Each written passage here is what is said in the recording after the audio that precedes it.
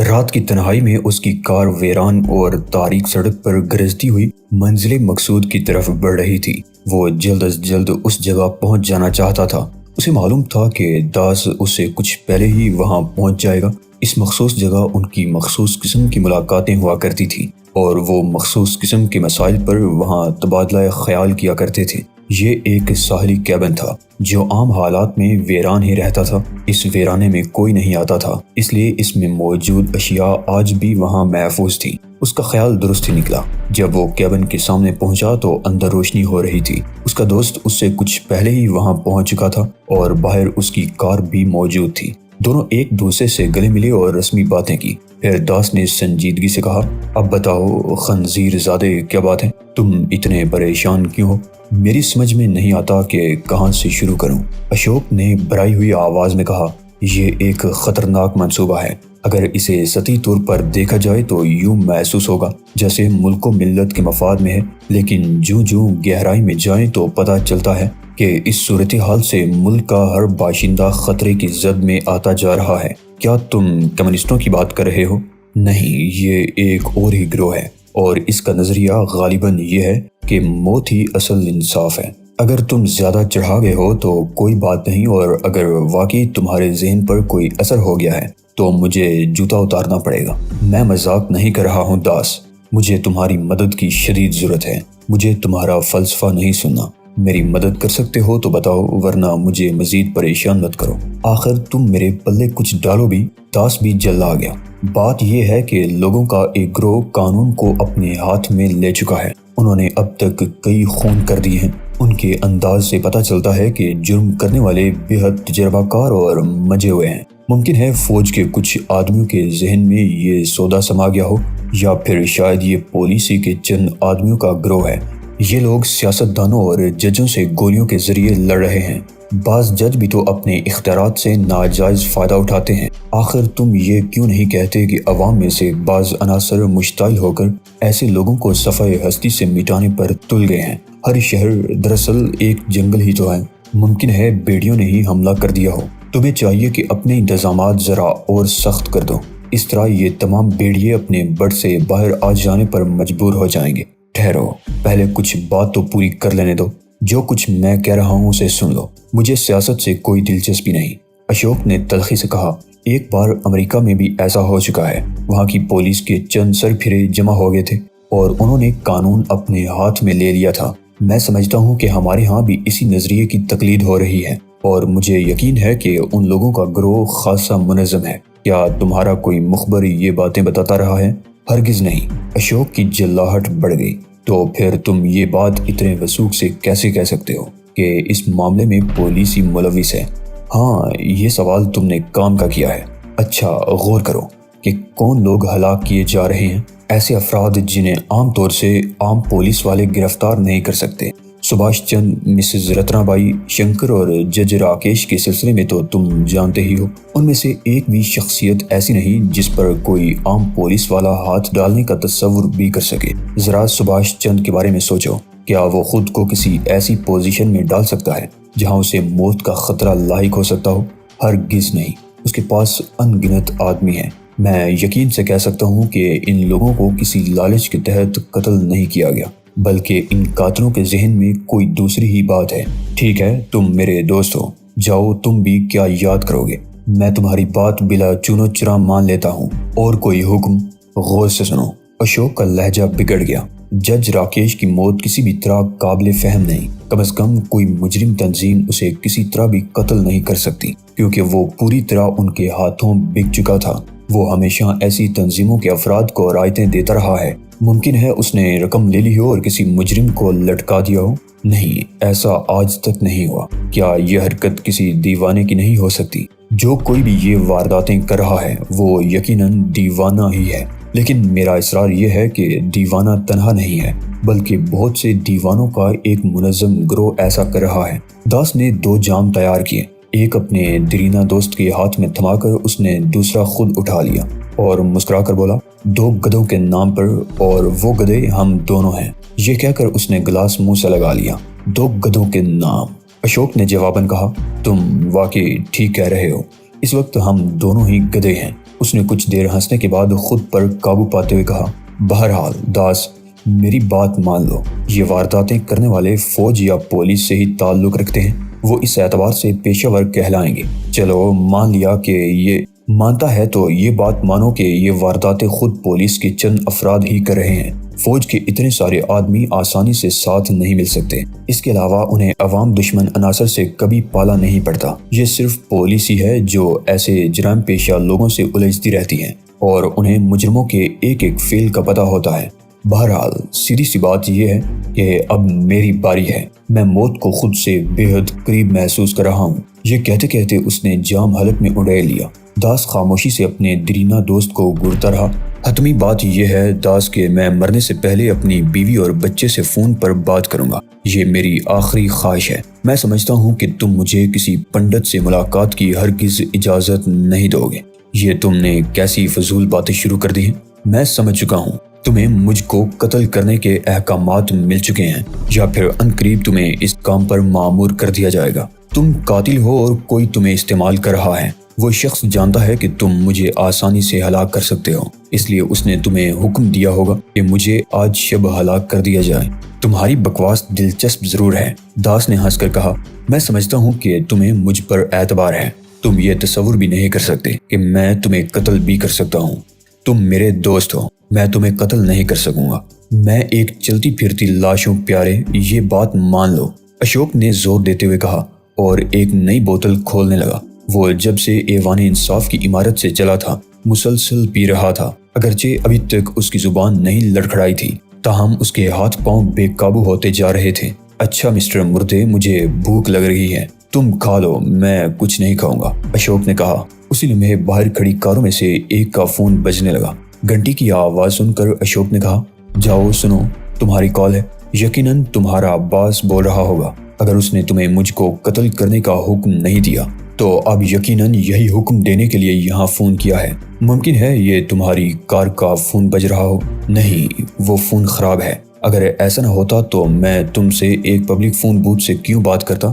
اور اگر یہ میرے باس کی کال نہ ہوئی تو کیا بھگوان کے لیے تم پرسکون ہونے کا وعدہ کر سکتے ہو؟ تم جا کر کال تو سنو، اشوک نے عجیب سے لہجے میں کہا۔ داس باہر چلا گیا۔ اشوک نے اس دوران میں ایک اور بوتل کھولی۔ اس کے ہونٹوں پر عجیب سی مسکراہٹ آ گئی تھی۔ اس مسکراہٹ میں تلخی کا عنصر بہت گہرا تھا۔ اس نے اوپر تلے کئی گھونٹ لیے اور بوتل ایک طرف پھینک دی، پھر نئی بوتل کے لیے کریٹ کی طرف ہاتھ بڑھا دیا۔ اس نے باہر کار کے فون پر کسی سے بات کرتے ہوئے اپنے دوست کی آواز سنی اور اس کی مسکراہٹ گہری ہوتی چلی گئی۔ کیا آپ کو یقین ہے؟ داس کہہ رہا تھا۔ حیرت ہے؟ بہت اچھا، بہتر ہے، کوئی نئی بات نہیں، ٹھیک ہے۔ داس کی واپسی تک وہ 3 بوتلیں اپنے معدے میں اڈیل چکا تھا۔ اب اس کی حالت غیر ہونے لگی تھی۔ اس نے کیبن کے دروازے میں کھڑے اپنے دوست کی طرف دیکھا، جس کی آنکھوں میں حیرت اور بے یقینی اور الجھن کے ملے جلے تاثرات تھے۔ میں نے غلط تو نہیں کہا تھا نا؟ اشوک نے عجیب سے لہجے میں کہا۔ تمہارا خیال درست تھا، لیکن اب کسی لیکن ویکن کی گنجائش نہیں۔ میں جانتا ہوں تمہیں کیا حکم دیا گیا ہے۔ اشوک یہ کہہ کر عجیب سے انداز میں ہنس پڑا۔ اس کی ہنسی میں بے بسی کا عنصر نمایاں تھا۔ مجھے کیا حکم دیا گیا ہے اشوک؟ اس نے سوالیہ انداز میں پوچھا۔ سننا چاہتے ہو؟ وہ طنزیہ بولا۔ ہاں۔ داس کے لہجے میں گہری اداسی تھی۔ یوں محسوس ہو رہا تھا جیسے وہ ٹوٹ پھوٹ رہا ہو۔ اس کی آنکھیں اپنے دوست پر جمی ہوئی تھی اور خود اس کی پیشانی پر موتیوں جیسے پسینے کے قطرے چمک رہے تھے۔ تمہیں کہا گیا ہوگا کہ مجھے اس طرح ہلاک کرو کہ میری موت خودکشی لگے، قتل کی واردات معلوم نہ ہو، اشوک نے بتایا۔ کیا میں غلط کہہ رہا ہوں؟ تم ٹھیک کہتے ہو۔ تمہیں کیسے پتا چلا؟ ہر مجرم کو اندر ہی اندر اپنے جرم کا احساس ہوتا ہے، اور حقیقت پسند یہ جانتے ہیں کہ ان کو کیا سزا ملنی چاہیے۔ یہ سب کچھ جاننے کے باوجود تم نے جرم کا راستہ کیوں اختیار کیا تھا؟ ضرورتیں اور لالچ انسان کو اندھا کر دیتی ہیں۔ لیکن میں اب کیا کروں اشوک؟ داس کی آواز بھرا گئی۔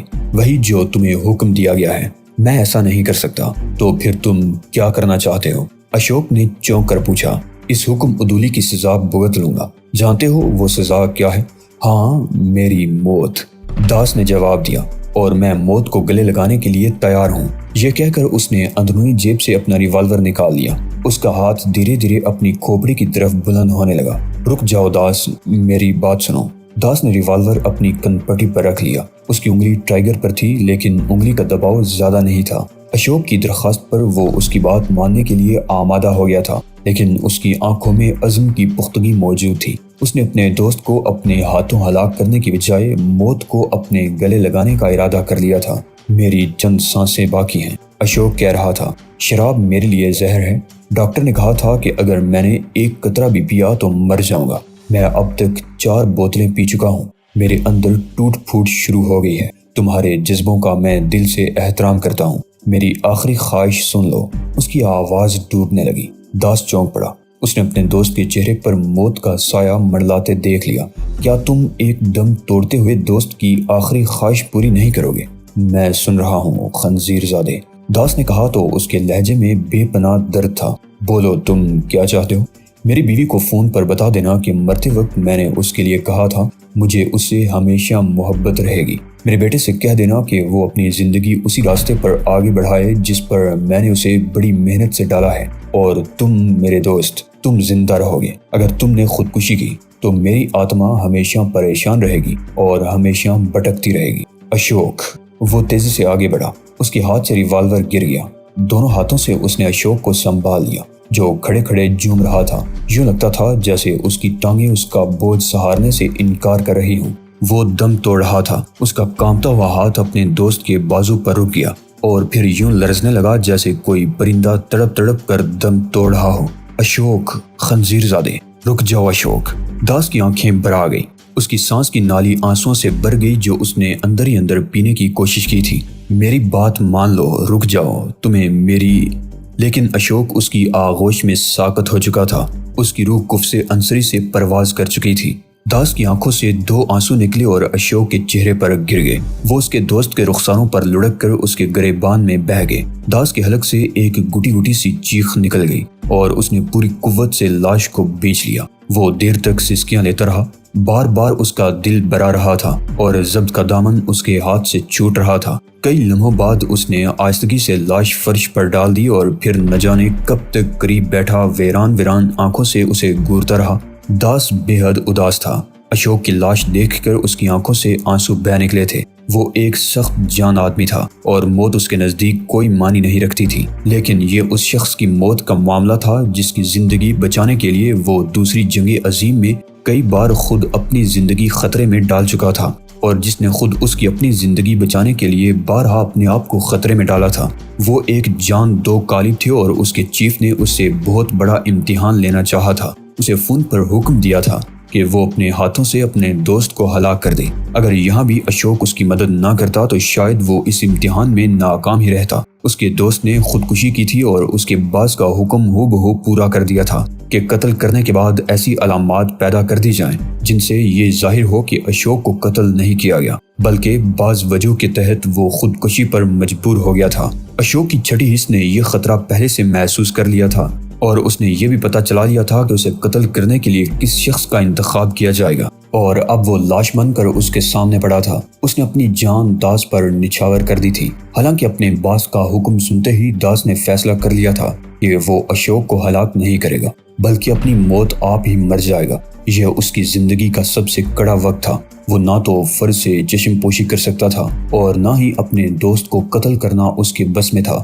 وہ ان دونوں معاملات کو صرف اسی طرح نمٹا سکتا تھا کہ موت کے منہ میں کود جائے، لیکن یہاں بھی اشوک اس سے بازی لے گیا تھا۔ اس نے لاش پر الوداعی نگاہ ڈالی اور اٹھ کھڑا ہوا۔ اب اس کیبن میں وہ کبھی واپس نہیں آئے گا۔ اس کا جی چاہ رہا تھا کہ اشوک کی لاش لے جا کر اس کے گھر والوں کے سپرد کر دے تاکہ وہ اپنی مرضی سے اس کی جدا کا بندوبست کر سکیں، لیکن پھر خیال آیا کہ اس طرح تو اشوک کی قربانی ضائع ہو جائے گی اور ایسے شکوک و شبہات سر اٹھانے لگے گی جن سے اس کی شخصیت اثر انداز ہوگی۔ وہ باہر آ گیا۔ کار میں بیٹھ کر اس نے اسے اسٹارٹ کیا اور واپس چل دیا۔ اس کی کار رات کی تاریکیوں میں گم ہو گئی اور خود اسے ماضی نے نگلنا شروع کر دیا۔ ٹائیگر نے اوشان کی طرف دیکھا جو ایک بلند و بالا درخت کی شاخ پر کھڑا تھا۔ وہ 3 گھنٹے سے ایک عجیب سی مشق میں مصروف تھا اور ٹائیگر کو حیرت ہو رہی تھی کہ اس کے استاد کے سامنے کیا دنیا کی ساری ہی طاقتیں ہیچ ہو کر رہ گئی ہیں۔ وہ ایسے کرتب کر گزرا تھا کہ عقل اسے تسلیم کرنے سے انکار کر دیتی تھی۔ عام آدمی کی عقل نہیں، خود ٹائیگر کی عقل بھی ہار جاتی تھی۔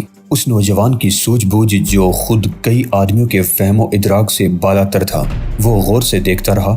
اوشان نے درخت کی شاخ پر کھڑے کھڑے اچھل کر خود کو فضا میں بلند کیا اور یوں دوسرے درخت کی طرف بڑھنے لگا۔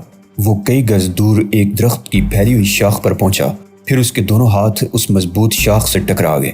اگلے لمحے اس نے کلا بازی لگائی اور دوبارہ فضا میں بلند ہو گیا۔ یوں لگتا تھا جیسے اس شاخ کو چھو کر نہیں بلکہ اس کے اوپر سے ہی فضا میں گھوم کر دوسری طرف نکل گیا ہو۔ ایک سے دوسری شاخ پر وہ لمحاتی سہارا لے کر پھر فضا میں کسی نہ کسی طرف نکل جاتا۔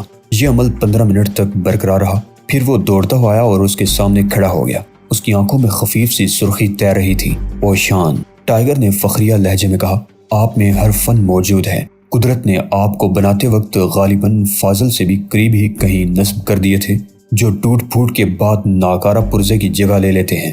آپ میں صرف ایک ہی خامی ہے، کسی طرح وہ بھی دور کر لیں تو کسی عورت کا تذکرہ نہ کرنا۔ اس کے علاوہ کیا خرابی ہے؟ بس عورت ہی۔ ٹائیگر نے ایک ٹھنڈی سانس لے کر کہا، آپ خواتین سے یوں بھاگتے ہیں جیسے کسی خاتون کے بدن سے جنم نہ لیا ہو اور آپ کی پیدائش مولی گاجر کے کسی کھیت میں ہوئی ہو، یا شاید ککڑی کے کھیت میں اگے ہوں۔ ککڑی اچھی چیز ہے، اس میں لچک پائی جاتی ہے، لیکن یہ ہے کہ اس کے ریشے زیادہ لچک برداشت نہیں کرتے اور وہ مرجھا جاتی ہے، تو پھر آپ کو اعلیٰ نسل کی ککڑی کہا جا سکتا ہے۔ چلو بکواس بند کر کے اس درخت پر پہنچ جاؤ، مگر کوئی ہڈی پسلی نہ ٹوٹ جائے۔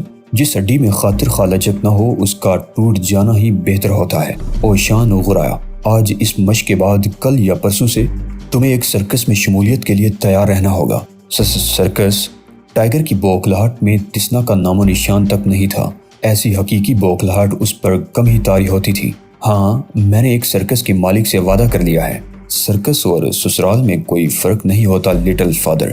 آپ یہ بات آخر مان کیوں نہیں لیتے؟ کوئی اچھی سی سسرال دیکھ کر اوشان کا دایاں ہاتھ آہستہ آہستہ بلند ہو رہا تھا، لیکن اس سے پہلے کہ وہ ٹائیگر کے جسم کے کسی حصے پر گرتا، ٹائیگر نے وہیں سے جست لگائی اور اس شاخ پر جا پہنچا جس سے اس کو مشق کا آغاز کرنا تھا، اور پھر وہ اوشان کے ہدایات پر عمل کرتے ہوئے مشق میں مصروف ہو گیا۔ لیکن اس کے ذہن میں بار بار سرکس کا خیال آ جاتا تھا۔ وہ سمجھ گیا تھا کہ بہرام نے علیحدگی میں اسے کچھ کہا ہوگا، اور اسے اچھی طرح معلوم تھا کہ دنیا کی کوئی بھی طاقت سناجِ شمشیر کے مالک کو بہرام کی حکم عدولی پر مجبور نہیں کر سکتی۔ وہ مسکرا کر اس شخص کی طرف متوجہ ہوئی جو سرے شام ہی اس کے پیچھے لگ گیا تھا، اور گیتا جہاں کہیں بھی جاتی تھی وہ سائے کی طرح اس کا پیچھا کر رہا تھا۔ گیتا ایک حسین لڑکی تھی اور مقامی سرکس میں جولے پر مخصوص رقص پیش کرتی تھی۔ یہ اس کا پیشہ تھا، لیکن اس پیشے کی آڑ میں وہ ایک اور بھی رقص کرتی تھی۔ یہ رقص چند ہستیوں کے لیے مخصوص تھا، اور وہی ہستیاں اسے زندگی کے حقیقی لطف سے آشنا کرتی تھی۔ وہ کبھی کسی سے متاثر نہیں ہوئی تھی۔